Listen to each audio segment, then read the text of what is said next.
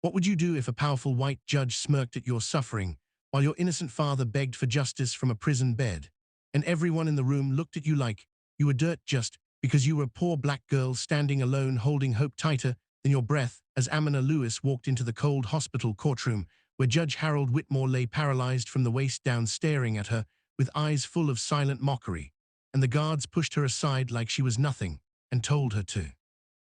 But Amina stepped forward anyway because her father Daniel Lewis had been locked up for 2 long years for a crime he never committed, and today was her only chance to speak directly to the man who refused to reopen his case.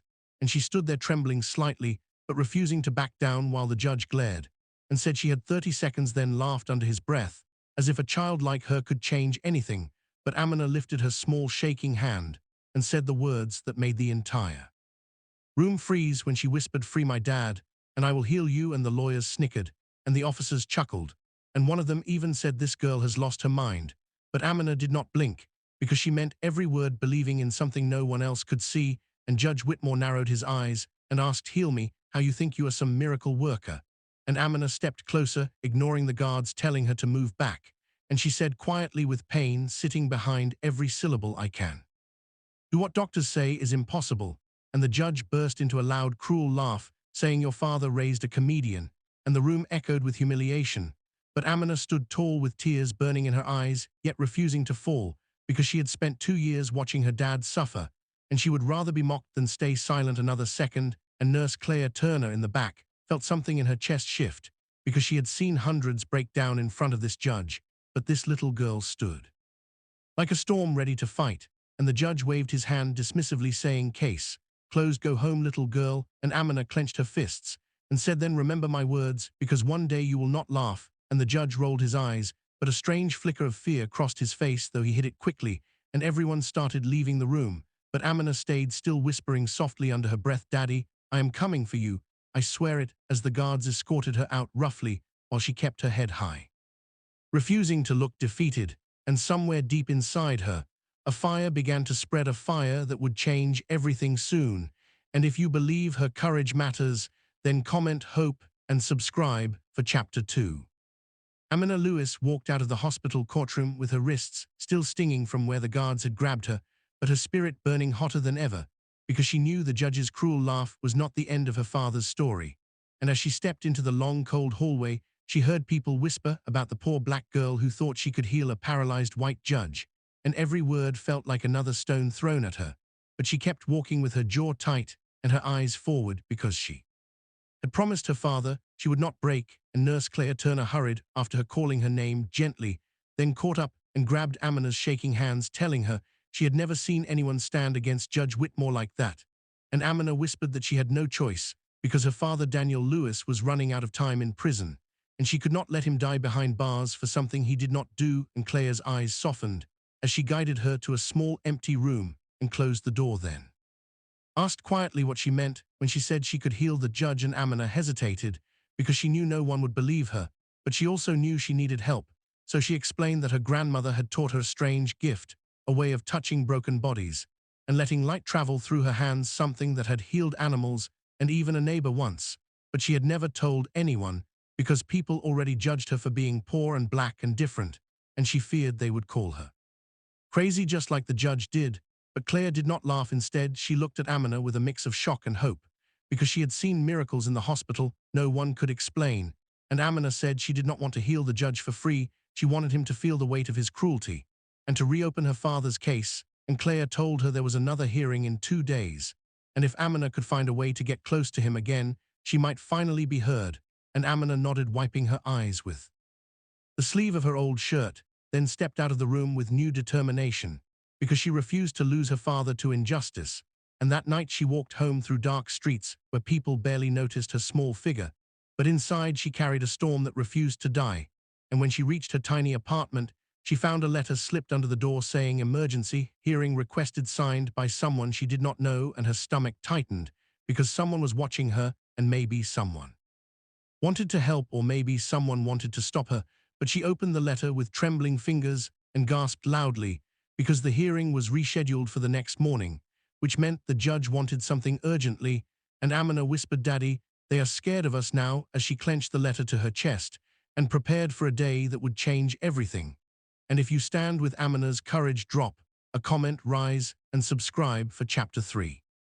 Amina Lewis barely slept as dawn crept over the city, and when she stepped into the courthouse lobby the next morning, she immediately felt the tension sitting heavy in the air, because everyone was whispering about Judge Harold Whitmore suddenly demanding an emergency hearing, and no one understood why a proud, paralyzed man who dismissed poor people like dust would call back the same black girl he mocked yesterday. But Amina felt it in her bones that something had shifted, and as she walked down the long marble hallway, she saw Nurse Claire Turner waiting anxiously, and Claire rushed to her whispering that the judge had been asking strange questions all night about healing and light and hands, and Amina's stomach twisted, because maybe the judge had felt something when she touched him, maybe the spark she felt wasn't her imagination, and Claire squeezed her shoulder firmly and said to be brave, because today might be the day someone finally listened to her, and Amina stepped into the courtroom where the judge sat stiff, his wheelchair looking angrier than ever, but there was fear hiding behind his eyes, and fear from a powerful man always meant something real was happening. And he ordered the guards out, and then stared at Amina with a trembling jaw before demanding to know what she did to him yesterday, because his leg twitched in the night for the first time in 3 years, and Amina's heart lurched, because that meant her gift was real and growing stronger. But she kept her voice steady as she told him she only wanted justice for her father Daniel Lewis, and the judge's face hardened at the name, because he remembered the case, a quick signature on a file, a poor black man, an easy conviction, the kind he never questioned. And when Amina reached out and placed her hand lightly on the judge's arm, a warm light pulsed from her palm, and the judge gasped as a shock of sensation ran up his spine, making him grip the armrests with shaking fingers, because he could feel something awakening, something he thought was dead forever. And Amina told him calmly that she could finish what she started and fully heal him on one condition, that he reopen her father's case and let the truth come out. And the judge stared at her as if he was seeing a human soul for the first time, because this small poor girl he mocked had the power to give him back the life he lost, and the guilt of what he had done to her father twisted violently in his chest. And then suddenly he whispered a broken word, "Why would you heal me after what I did to you?" And Amina replied, "Because hurting people don't fix anything, but justice does." And for the first time in years, the judge felt something wet on his cheeks, because he was crying quietly like a man who finally saw the monster in the mirror, and he nodded slowly, giving his word that if she healed him, he would reopen everything and expose who framed Daniel Lewis. And Amina placed both hands on his legs as soft golden light spread through his body, and the judge gasped as feeling rushed back like a wave, and his foot moved, and then his knee, and he cried out in disbelief as sensation returned, and the courtroom filled with the echo of a miracle no one would believe. And as Amina stood up, breathing hard, the judge whispered, "You just rewrote my life, and I will rewrite your father's."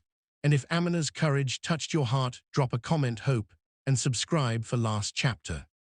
Judge Harold Whitmore sat frozen in his wheelchair as Amina pulled her glowing hands back, and the warmth that had swept through his dead legs still pulsed softly inside him, because for the first time since the accident he wasn't just existing, he was alive again. And as he stared at his trembling feet, a storm of guilt crashed through him, because this miracle came from the same girl whose father he helped bury behind prison walls without caring who suffered. And Amina stood quietly, waiting, her breath shaky, her hands shaking, because healing someone so broken drained everything, but her hope stayed firm, because her father's life depended on this moment.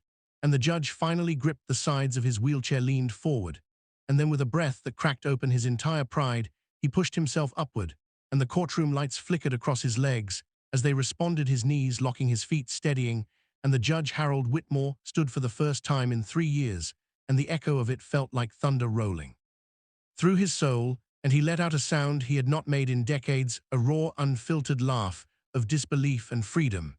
And he turned to Amina with tears streaking his cheeks, whispering, "You healed what the world gave up on, and now I will heal what I destroyed."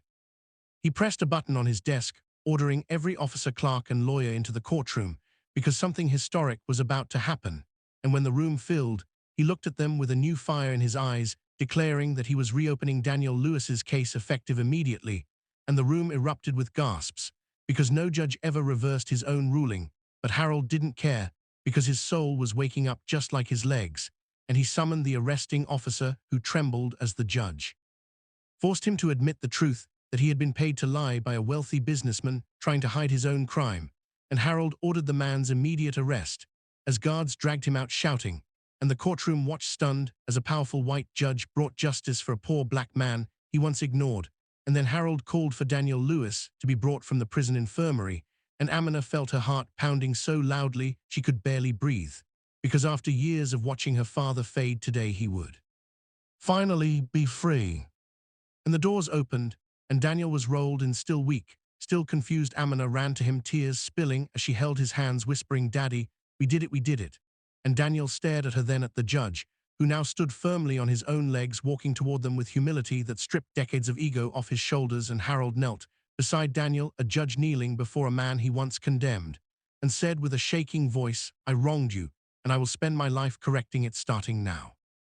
He signed Daniel's release papers right there in front of everyone, declaring him innocent and ordering the real criminal to face justice. And Amina sobbed into her father's chest as Daniel wrapped his weak arms around her, whispering, "My brave girl, you saved me." And Harold watched them together, understanding for the first time what power was meant for, not crushing the weak, but lifting them. And as Daniel was wheeled out of the courthouse, a free man, Amina saw Harold standing tall, strong, walking step by step toward the hallway, lights his face, soft his pride, gone his humanity reborn. Outside the courthouse, the sun hit Amina's face like a blessing, and people gathered whispering about the miracle, about the girl who healed a judge and exposed a lie. And Daniel whispered to her, "You didn't just heal him, you healed the truth." And Amina looked up at the sky, knowing her gift had a purpose and her courage had rewritten destiny. And the lesson of this moment hovered in the air like gold: never judge someone by their struggle, because the one you look down on today might be the only one who can save you tomorrow. And if this ending touched your heart, drop a heart comment and hit subscribe for more powerful stories filled with justice, courage, and miracles.